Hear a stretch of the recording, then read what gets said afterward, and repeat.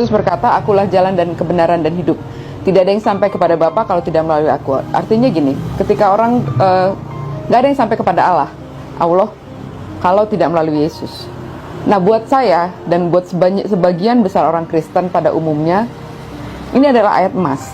Ini adalah ayat yang menjadi pegangan bahwa Kristen itu benar, gitu loh. Jadi nggak ada yang melalui Yesus. Selain melalui Yesus nggak bisa. Kalian nggak akan bisa pernah sampai ke surga, gitu. Nah, ayat ini jadi pegangan saya, jadi ayat emas. Kemudian saya ingin sekali menyampaikan ini kepada sebanyak-banyaknya orang, karena saya pikir harusnya mereka bisa menikmati surga, gitu loh. Asal percaya saja kan. Nah, tapi kan umat Islam kok kayaknya nggak mau sama sekali ya, gitu. Nah, waktu itu saya sekolah di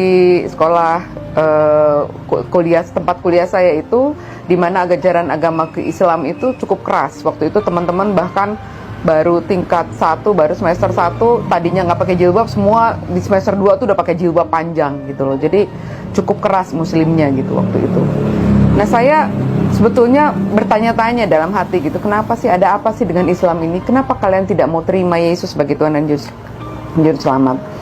Bertambah lagi dengan teman sekamar saya yang ternyata hijrah juga masuk Islam. Saya marah dan saya kesal waktu itu. Pertanyaan ini terus saya tanyakan pada setiap orang yang ada di kampus waktu itu. Banyaklah teman-teman yang ditanya, atau pendeta atau siapa orang pinter yang dipanggil, pembicara-pembicara yang dipanggil ke kampus, saya tanyain. Nah, jawabannya semua sama, bahwa mereka ada selubung yang menutup pikiran mereka, gitu. Jadi kalau mungkin di kita namanya belum dapat hidayah ya. Nah, tapi sebetulnya buat saya jawaban itu nggak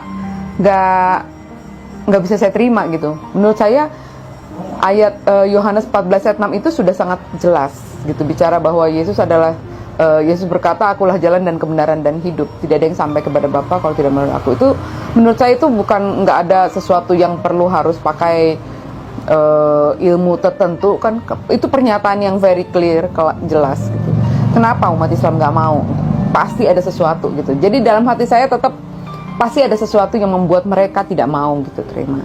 Nah, tapi pertanyaan ini tidak terjawab bertahun-tahun, sampai akhirnya pertanyaan ini saya simpan jauh sekali di lubuk hati yang terdalam, mungkin di pojok-pojok lah kali ya, yang udah paling dalam, gitu ya, karena tidak terjawab.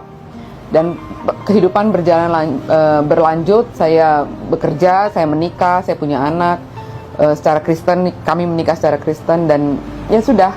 Sampai suatu saat saya di kantor bertemu dengan seseorang yang bisa menjelaskan pada saya, yang bisa menjelaskan sejarah penulisan Alkitab secara lengkap, dan kenapa sampai pemahaman